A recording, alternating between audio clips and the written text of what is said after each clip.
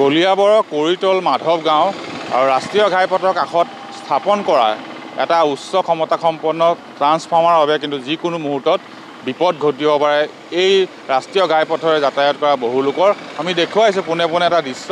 এইটো হৈ গ'ল 11,000 ভল্টৰ এটা ট্ৰান্সফৰ্মাৰ, যি মাটিতে স্থাপন কৰা হৈছে আৰু ট্ৰান্সফৰ্মাৰটোৰ যি চাৰিওকাষৰ যি বেৰ আছে সেই বেৰ চাপৰকৈ স্থাপন কৰা হৈছে, যাৰ ফলত ট্ৰান্সফৰ্মাৰলৈ সংযোগ হোৱা যি 11,000 ভল্টৰ এই বৈদ্যুতিক তাঁৰ, এই তাঁৰ একেবাৰে ৰাষ্ট্ৰীয় ঘাইপথৰ কাষতে আছে।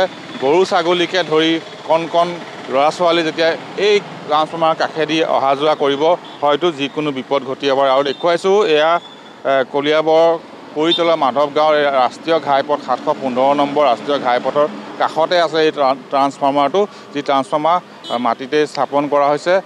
তাৰ ট্ৰান্সফৰ্মাৰটো চাৰিওকাষৰ যি বেৰ আছে সেই বেৰ ওখকৈ নিদিয়াৰ সময়ত এই যিসমূহ 11,000 ভল্টৰ 3ডালকৈ তাঁৰ ট্ৰান্সফৰ্মাৰটোলৈ নামি আছে, একেবাৰে জীৱ জন্তুৰ স্পৰ্শ হ'ব পৰাকৈ একেবাৰে তলতে আছে। আৰু এই ঘটনাত হয়তো কোনো দুৰ্ঘটনাও ঘটিব পাৰে, যিহেতু ৰাষ্ট্ৰীয় ঘাইপথৰ কাষতে আছে। যান বাহনে আহি দুৰ্ঘটনা হ'লে হয়তো ট্ৰান্সফৰ্মাৰটো খুন্দা মাৰিব পাৰে, বা এই ৰাষ্ট্ৰীয় ঘাইপথৰ কাষৰ যি ফুটপাতেদি কোনো লোক আহিলে বা কোনো সৰু ল'ৰা ছোৱালী আহি যদি এডাল গছৰ ডাল চাল আদি যি এই ট্ৰান্সফৰ্মাৰটো স্পৰ্শ কৰিলেও হয়তো দুৰ্ঘটনা ঘটিব পাৰে। ইয়াত যিহেতু স্থানীয় লোক আছে, আমি তেওঁলোকৰ পৰা জানিম কি প্ৰতিক্ৰিয়া তেওঁলোকে প্ৰকাশ কৰে। দেখা গৈছে এটা ট্ৰান্সফৰ্মাৰ আপোনালোকৰ গাঁৱৰ ৰাষ্ট্ৰীয় ঘাইপথৰ কাষতে একেবাৰে বিপদসংকুলভাৱে স্থাপন কৰা হয়। নমস্কাৰ। আজি কিছুদিন আগতে আমাৰ এই খুঁটাটোৰ লগত সংলগ্ন হৈ থকা যিটো ট্ৰেন্সফৰ্মাৰ, এই ট্ৰেন্সফৰ্মাৰটো এখন গাড়ী আহি দুৰ্ঘটনা কৰে। দুৰ্ঘটনাৰ ফলত ট্ৰেন্সফৰ্মাৰটো জ্বলি যায়। কিন্তু বিভাগীয় কৰ্তৃপক্ষই খুব কম সময়ৰ ভিতৰতে আমাক ট্ৰেন্সফৰ্মাৰটো সংস্থাপন কৰি দিছে। কিন্তু যিহেতু নেকি উচ্চ ভল্টৰ এটা ট্ৰেন্সফৰ্মাৰ, গতিকে ট্ৰেন্সফৰ্মাৰটোৰ কাষত যিখিনি বেৰা আছে, এই বেৰাখিনি আমাৰ একেবাৰে খুব চাপৰ হোৱাৰ কাৰণে আমাৰ কিছু অসুবিধা হৈছে। যিহেতু নেকি এইটো এটা নেশ্যনেল হাইৱে, ইয়াত যথেষ্ট সংখ্যক সৰু ল'ৰা ছোৱালী বা বয়সস্থ লোক গৈ থাকে। গতিকে আমি বিভাগীয় কৰ্তৃপক্ষক এটাই আহ্বান জনাব বিচাৰিছোঁ যে তেওঁলোকে যদি হয় ট্ৰেন্সফৰ্মাৰটো ওপৰলৈ উঠাই দিয়ক, আৰু বা নহ'লে কাষৰ যিখিনি বেৰা, এই বেৰাখিনি অকণমান ওখ কৰি দিবৰ কাৰণে আমি বিভাগীয় কৰ্তৃপক্ষক আহ্বান জনালোঁ। হয় হয়, গৰু ছাগলীৰ কাৰণে এইটো যিহেতু নেশ্যনেল হাইৱে, ইয়াত গৰু ছাগলীৰ পৰা আদি কৰি সকলো আহি থাকে।